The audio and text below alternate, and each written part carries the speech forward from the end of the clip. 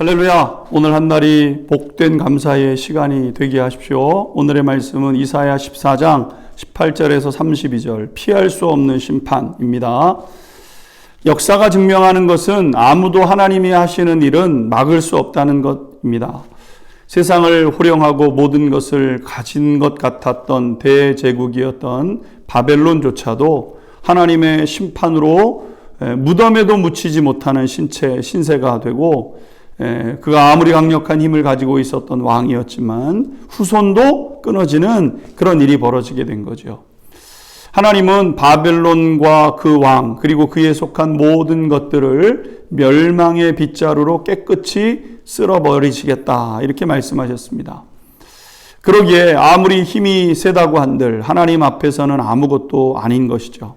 더 놀라운 사실은 아직 바벨론이 일어서기도 전인데, 이사야서가 기록될 때는요, 아수르가 강성이었고 그 다음에 바벨론이 일어나는 거 아니겠습니까? 그런데 오늘 하나님은 그 민족에 대해, 족속에 대해서 말씀하는 겁니다. 그러기에 지금 강력하게 일어서고 있는 신흥 세력인 아수르도 별반 다르지 않습니다. 어떤 나라든지 어떤 사람이든지 하나님이 행하시는 일은 막을 수가 없는 것이죠. 오늘 25절 말씀 한번 보십시오. 내가 아수르를 나의 땅에서 파하며 나의 산에서 그것을 짓밟으리니 그때에 그 멍에가 이스라엘에게서 떠나고 그의 짐이 그들의 어깨에서 벗어질 것이라. 하나님은 아수르를 나의 땅 나의 산에서 파하시고 발 아래 밟으실 것이다 이렇게 말씀하셨습니다. 이 일은 주전 710년 산헤립이 유다를 침략하려고 이제 군대를 모으고 예루살렘 성을 포위했을 때 벌어진 일이죠. 하나님은 산헤립이 아수르 군대를 끌고 예루살렘을 포위했을 때 그 밤에 천사 하나를 보내십니다. 그래서 그때 아수르 군사, 예루살렘 성을 포위하고 있었던 18만 5천 명의 군사가 하룻밤에 몰살당하는 일이 벌어지게 된 거죠. 결국 산헤립은 니느웨로 돌아갈 수밖에 없었는데, 가서 신전에서 경배하고 있던 중에 그의 신하 둘이 산헤립을 쳐서 그는 쓸쓸하게 죽음을 마감하게 되었죠. 그리고 그의 집안은 몰락하게 됩니다. 성경은 하나님께서 온 세상을 어떻게 다스리고 계시는지를 말씀하고 계시죠. 하나님의 뜻과 계획을 막을 수 없습니다. 그러므로 사랑하는 성도 여러분, 오늘 우리는 겸손하게 행해야 할 것이고 하나님께 모든 것을 맡기고 주님의 뜻 안에서 우리 시대를 살피면서 감사의 마음을 이어가는 그런 성도가 되어야 될 줄 믿습니다. 오늘 두 번째, 그것은 블레셋도 마찬가지다라고 말씀하십니다. 28절 29절도 보십시오. 아하스 왕이 죽던 해 이 경고가 임하니라. 블레셋 온 땅이여 너를 치던 막대기가 부러졌다고 기뻐하지 말라. 뱀의 뿌리에서는 독사가 나겠고 그의 열매는 날아다니는 불뱀이 되리라. 여러분, 블레셋은 누굽니까? 오랫동안 이스라엘을 괴롭혀오던 민족입니다.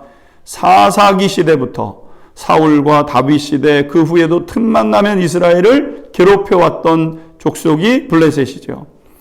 그런데 영적으로 보게 되면 이 블레셋은 하나님께서 이스라엘 백성들이 거룩한 삶을 살아가도록 두셨던 그러한 그 채찍과도 같은 것이었습니다. 그런데 북이스라엘이 그들의 죄로 말미암아 심각한 상황에 이르러서 망하게 되었기에 그들 역시 더 이상 존재할 이유가 사라진 겁니다. 이스라엘 백성들을 깨우라고 옆에 둔 건데 이스라엘 백성들이 망하면 깨울 회초리도 필요 없는 것 아니겠습니까? 문제는 블레셋이 역시 강력한 아수르에 눌리는 상황을 겪다가 하나님께서 남유다 공격을 해오던 산헤립을 징계하심으로 이제 숨통을 트이게 된 거죠. 근데 하나님 뭐라고 말씀하십니까? 야, 뱀이 사라졌다고 기뻐하냐? 그 뿌리에서 독사가 날 것이다. 그리고 더 고통스러운 불뱀의 고통이 말 것이다 라고 말씀하셨습니다. 31절 하나님 이렇게 말씀하십니다. 성문이여 습히 울지어다 성읍이여 부르짖을지어다 너 블레셋이여 다 소멸되리로다. 대저 연기가 북방에서 오는데 그 대열에서 벗어난 자가 없느니라. 블레셋은 그 뒤를 이어 일어나는 이에게 더 큰 비극적인 고통을 겪게 된다는 거죠.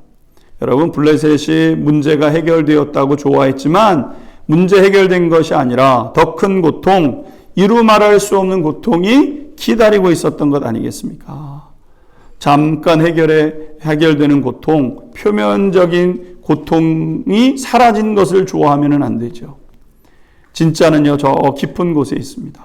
여러분, 우리의 마음의 교만함과 또 우리 마음 속에 있는 심각한 영적인 질병이 고쳐지지 않으면요, 잠시 평안한 것 같지만 더 심각한 증상들이 나타나게 되는 거죠. 그러므로 하나님 앞에 진정한 회개를 통해서 하나님이 주시는 보장, 하나님이 주시는 보호를 누려가는 우리 성도님들이 되어야 될 줄로 믿습니다. 같이 기도하겠습니다.